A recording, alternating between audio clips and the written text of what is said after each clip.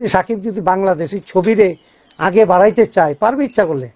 বাংলাদেশি সুবিধা নেওয়ার জন্য শাকিব খানের তুফান সিনেমার সাথে যুক্ত করা হয়েছে গুণী খল অভিনেতা মিশা সওদাগরকে। এমনটাই মন্তব্য করেছেন সময়ের জনপ্রিয় অভিনেতা মনার হোসেন ডিপজল। চলুন ছোট্ট এই ভিডিওর মাধ্যমে আপনাদেরকে বিস্তারিত জানিয়ে দিই। বর্তমানে সামাজিক যোগাযোগ মাধ্যমগুলোতে শাকিব খানের তুফান সিনেমা ব্যাপক আলোচনায় রয়েছে। ভারত ও বাংলাদেশের একাধিক বড় বড় নাম এই সিনেমার সাথে যুক্ত রয়েছে।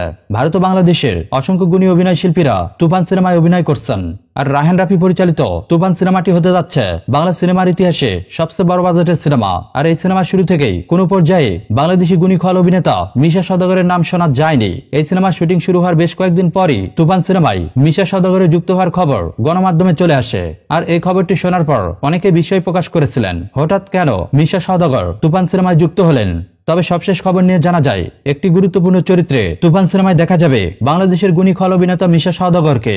আর তুফান সিনেমায় মিশা সওদাগর যুক্ত হওয়ার কারণ হিসেবে সুবিধা নেওয়ার বিষয়টি উল্লেখ করেছেন মনার হোসেন ডিপজল। কারণ সম্প্রতি বাংলাদেশ শিল্পী সমিতি নির্বাচনে মিশা সওদাগর সভাপতি পদে জয়যুক্ত হয়েছেন। আর এর কারণে বাংলাদেশ চলচ্চিত্রে মিশা সওদাগরের দাপট বেড়ে গিয়েছে।